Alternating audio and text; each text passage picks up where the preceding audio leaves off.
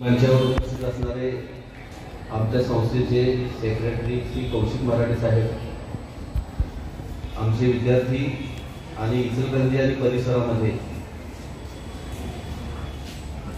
आयुर्वेद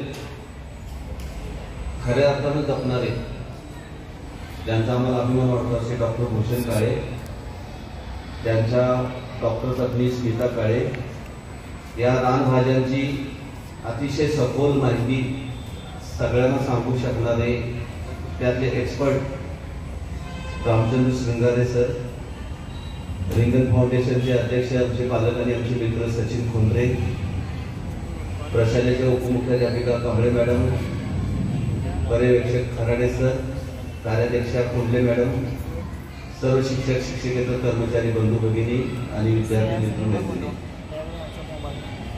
गेल्या 15-20 दिवसांपासून भूषण आणि माझी चर्चा सुरू होती. भूषणला या सगळ्या कार्यक्रमाचं प्रचंड टेन्शन आलेलं. मी म्हटलं तू बाकीची काळजी करू नको, तू भाज्या फक्त गोळा कर, आपण तो कार्यक्रम कसा करायचा बघूया. काही भाज्या दुर्दैवानं त्याने एवढं कष्ट केलेलं आहे ते मी बघायला लागलो या 15-20 दिवसामध्ये. वेंगुर्ल्यापर्यंत त्यांनी कोकणातल्या वेगवेगळ्या भागांमध्ये जाऊन त्यांनी त्या भाज्या गोळा करून आणल्या. हे एवढं सोपं नाही आहे.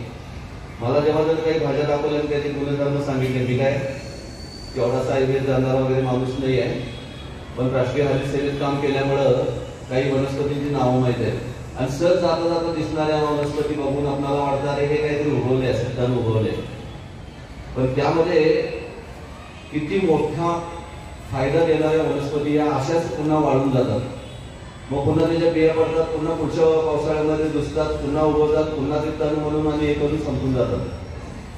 गेल्या काही दशकांमध्ये शेतीमध्ये तणनाशकांचा आणि रासायनिक खतांचा वापर इतका वाढलेला आहे की ते रानामध्ये सहजासहजी उगवणाऱ्या भाज्या आता त्या उगवत नाही, नष्ट झालेल्या आहेत. म्हणजे आपण प्रगतीच्या दिशेनं चाललोय की विनाशाच्या दिशेनं चाललोय हे समजत नाही. एक या ठिकाणी एक आयुर्वेदाची गोष्ट सांगताना मग मी तर थोडक्यातच बोलणार आहे, कारण या ठिकाणी मंचावर बसलेले मान्यवर इतके तज्ञ आहेत त्यातले की मी फारसं बोलावं असं त्यामध्ये नाही आहे. पण जीवक नावाच्या एका आयुर्वेदिक तज्ञाची गोष्ट सांगतो. त्याला त्याच्या गुरुनी आयुर्वेद शिकवला आणि तो जीवक म्हणाला की मला एवढं समजलंय आणि मी एवढा म्हणजे झालंय. ते म्हटलं असं नाही झालं, म्हणजे तू आयुर्वेदिक तज्ञ झालेला नाहीये, तर काय करायचं. तर म्हणजे तुला तज्ञ व्हायचं असेल तर म्हणजे आजूबाजूच्या सगळ्या भागामध्ये फिरायचं आणि मला अशी एक वनस्पती आणून दाखवायची, एक की जिचा काहीही उपयोग नाही. जीवक म्हटलं हजारो वनस्पती रस्त्या वगैरे आजूबाजूला, त्या काळात तर काय जंगल खूप मोठे उगवलेले असतात. आणि मग जीवक त्याचा संशोधन करायला लागला. बराच कालावधी उलटून गेला, पण जीवकला अशी एकही वनस्पती सापडेना की ज्या वनस्पतीमध्ये एकही मानवी शरीराला फायदा नाही अशी वनस्पतीच नव्हती. सगळ्यांचे फायदे होते आयुर्वेदाच्या दृष्टीने. तो शोधत गेला, त्याला काय जे सापडेल ते लिहित गेला आणि बऱ्याच कालावधीनंतर मग तो गुरुकडे परत आला आणि मग म्हणाला, गुरुजी मी हरलो, मला अशी एकही वनस्पती सापडली नाही की जिचा काहीच उपयोग नाही. तर त्याचे गुरुजी म्हणाले, जीवक तू आज हारला नाहीस, आज तू जिंकलास. कारण आज तुला कळालं की निसर्गामध्ये ज्या निर्मात्यानं निर्माण केलेल्या ज्या काही वनस्पती आहेत त्यातली एकही वनस्पती टाकाऊ किंवा नाकाम नाही आहे. या सगळ्या मानवी आणि प्राणी मात्रांच्यासाठी उपयोगी असणाऱ्या वनस्पती आहेत. हे शोधण्यासाठीच मी तुला पाठवलेलं होतं आणि आज तुझा आयुर्वेदाचा अभ्यास पूर्ण झालेला आहे. मी मुलांना काही वेळेला वर्गामध्ये प्रश्न विचारतो, तुम्हाला शाळेच्या आवारात उगवलेल्या झाडांची नावं तरी माहित आहेत काय? आणि मग मुलं प्रश्नार्थ चेहरा करून माझ्याकडे बघतात. म्हणजे आपण किती निसर्ग समजून घ्यायला लागलो हे बघा जरा. आणि म्हणून हा विषय माझ्यासमोर आणि कांबळे मॅडमांच्या समोर जेव्हा भूषण घेऊन आला त्यावेळेला आम्हाला खूप आनंद झाला की मुलांना निदान हे बघू तरी दे.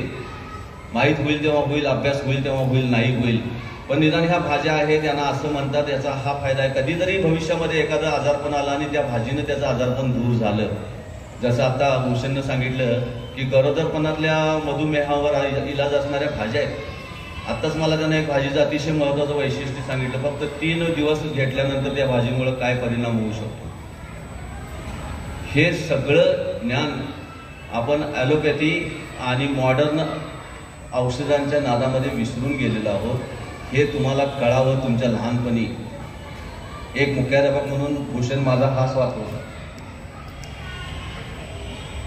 की कदाचित आमच्या लहानपणी आम्हाला आमच्या मुख्याध्यापकांनी किंवा आमच्या शाळेमध्ये जर असं काही झालं असेल तर आमचाही अभ्यास वाढला असता, पण ते होऊ शकलं नाही त्या काळात. कदाचित गरज नसेल त्या काळाची, कारण भाज्या इतक्या बाजारामध्ये असायच्या की खाल्ल्या जायच्या. पण आज मुलं ही फास्ट फूडच्या जमान्यामधल्या या मुलांना हे सगळं माहीत होणं आवश्यक आहे.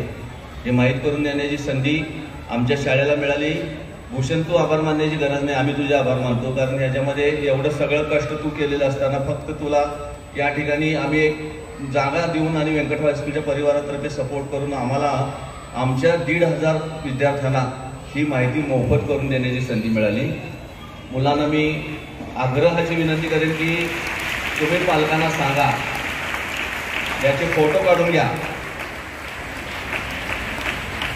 शृंगारे सर आहेत, 2 दिवस आहे ना शृंगारे सर, तुम्ही आज उद्या आहे ना, मी त्यांच्याकडे येऊन उद्या काय परवा किंवा आज संध्याकाळपर्यंत माहिती घेणार आहे बऱ्यापैकी. नाही तर मी ते जे आहे त्याचे पॅम्पलेट्स मी वर्गाच्या ग्रुपवर पण शेअर करायचा प्रयत्न करेन. पण तुम्ही त्याचे फोटो घ्या, पालकांना सांगा तुम्ही या, हे बघा, फोटो घ्या, या सगळ्यांची माहिती करून घ्या. आणि त्याच पद्धतीनं आज रानभाज्यांचा थाळी उत्सव सुद्धा इथं होणार आहे आज आणि उद्या. दुपारच्या वेळेमध्ये या थाळ्या उपलब्ध असणार आहेत. तुम्हाला कोणाला खायचे असेल, आता त्याला शुल्क आहे, याच्यासारखं निशुल्क नाही आहे, मोफत नाही आहे, त्यामुळे ते इथं आहे. तर या सगळ्यांच्या माध्यमातून राष्ट्रीय हरित सेनेचंही एक चांगलं मोठं काम झालं आहे मी समजतो या ठिकाणी. पारपनाळे सर असतीलच, शिंदे सर असतील, 2 दिवसामध्ये शिक्षक बंधू भगिनींनी सुद्धा या सगळ्या महोत्सवाचा फायदा घ्यावा, माहिती करून घ्यावी. पुन्हा एकदा आमच्या शाळेला ही संधी उपलब्ध करून दिल्याबद्दल भूषण, तुझे आणि तुझ्या टीमचे आभार मानतो आणि या ठिकाणी थांबतो. जय हिंद, जय महाराष्ट्र. कॉन्क्रिटीकरण आपण केलं आणि शेतामध्ये सगळे केमिकलयुक्त फवारण्या सुरू झाल्या, तशा या रानभाज्या नाहीशा होत गेल्या आणि या रानभाज्या आता जंगलामध्ये जाऊन आणाव्या लागतात. गेली 3-4 महिने मी माझी आमच्या डॉक्टर स्मिता, माझी पत्नी, माझ्या हॉस्पिटलचा स्टाफ, आम्ही सर्वजण मिळून विविध ठिकाणी जंगलामध्ये जाऊन, जसं कुडा असेल, वेंगुर्ला असेल, राधानगरी असेल, त्याचबरोबर आपलं रामलिंगचं जंगल असेल, तर या भागातून जाऊन आम्ही या रानभाज्या सगळ्या जमवल्या आणि या जमवून यांचं संगोपन करतो.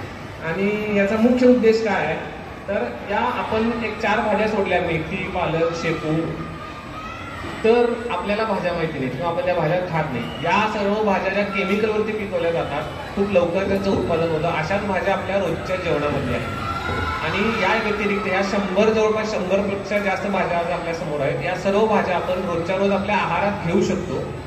जसं एखाद्याला असं वाटत असतं की बाबा स्मरणशक्ती चांगली व्हावी, तर त्याच्यासाठी एखादी विशिष्ट, एखाद्याला वाटतं की मी खेळाडू आहे तर माझा परफॉर्मन्स चांगला व्हावा, माझा खेळाचा पोत सुधारावा, तर त्यासाठी सुद्धा भाज्या आहेत. यातल्या बरेच खेळाडू आहेत जे इचलकरंजी परिसरातले, खो खोचे, कबड्डीचे, कुस्तीचे, जे आमच्याकडे उपचारासाठी येतात, त्यांना सुद्धा यातल्या बऱ्याच भाज्यांचा आम्ही उपचार करायला सांगतो. आता इथे एकदम मध्यभागी भाजी दिसते तुम्हाला, याला चिचुरडी म्हणतात किंवा याला रानवांग म्हणतात. त्याला जर तुम्ही जवळ बघितलं तर छोटी वांगे आहेत त्याला, ज्यांना पायाला बरेचसे खो खोचे, कबड्डीचे, जे मातीच्या खेळ खेळतात त्यांच्या पायाला करट उठतात मोठे, तर तो भाजून आम्ही त्याला लावतो आणि तो परत टिकलं की ते बसतो, परत उतरले.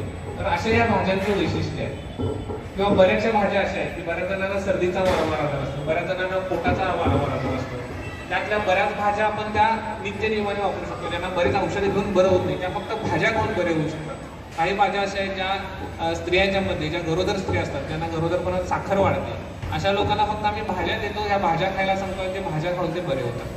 तर असं ह्या भाज्यांचं वैशिष्ट्य आहे. आणि ह्या भाज्या आपण जमवल्यात. आज काही कोकणातले लोक आले जे या भाज्यांचं इथं थाळी करणार आहेत. यातल्या वेगवेगळ्या भाज्या, कोकणातला तांदूळ, चणीचा तांदूळ, तांदळाची भाकरी, अशी भाज्यांची ते थाळी करून सुद्धा इथे लावणार आहे. आणि प्रत्येक भाजीचं महत्त्व लावण्याचा आणि त्याची माहिती आणि त्याचं नाव लावण्याचा सुद्धा आम्ही बऱ्यापैकी प्रयत्न केलेला आहे. त्याची माहिती सर्वांना मिळावी. तुम्ही सर्व विद्यार्थ्यांनी सुद्धा याचा लाभ घ्या. याचबरोबर तुम्ही तुमच्या घरी तुमच्या मित्रांना सुद्धा सांगा की असं प्रदर्शन आमच्या शाळेनं भरवलंय. इचलकरंजीच्या इतिहासामध्ये आपण पहिल्यांदा हे प्रदर्शन भरवतोय आणि ते पण पहिल्याच प्रयत्नात आपण 100पेक्षा जास्त भाज्या जमवल्या. कारण बऱ्यापैकी प्रदर्शन आम्ही, जसं आता हे शृंगारेश्वर आहे, ते कोकणातून पुढावून आपल्याला मार्गदर्शन करण्यासाठी आले. तुमच्यापैकी पण जर कुणाला तक्रार असेल तर तुम्ही एखादी तुमची तक्रार सांगून त्यांना जर सांगितली तर ते तुम्हाला कुठली भाजी तुम्ही खायला पाहिजे त्याचं सुद्धा मार्गदर्शन करतील. आणि असं आहे की भाज्या नष्ट होत चालल्या तर त्या जपणं, त्यांचं संगोपन करणं ही आपली जबाबदारी बनत चाललेली आहे. जसं आपण सांगतो की TV बघू नका, मोबाईल बघू नका, तसंच चांगलं खाय सांगायला लागते. नाहीतर आपल्या अवतीभोवती पिझ्झा बर्गर असेल, सँडविच असेल, समोसे असतील, कचोरी असतील, हे सहजतेने उपलब्ध आहे आणि आपण आवडीने खातो. आणि त्याचे दुष्परिणाम जेव्हा आपण मोठे होतो, 10वी-12वी आपली संपली की मग आपल्याला त्याचे दुष्परिणाम जाणवू लागतात. तर हे दुष्परिणाम न होता त्या भाज्या आपल्यासाठी, आरोग्यासाठी खूप महत्त्वपूर्ण आहेत. म्हणजे मी आता आयुर्वेदिक डॉक्टर झालो, तर आमच्या आयुर्वेदामध्ये एक सूत्र येतं, योगादपि विषम तीक्ष्णम उत्तमम भेषजम भवेत् आणि भेषजम अपि दुर्युक्तम तीक्ष्णम संपद्यते नृणाम. म्हणजे जर विषाचा सुद्धा योग्य पद्धतीने वापर केला तर ते औषध म्हणून काम करतं, पण औषधाचा जर अयोग्य वापर केला तर ते विषासारखं कार्य करीत ठरतं. तर दोन्ही पद्धतीने याचं काम असलं तर ते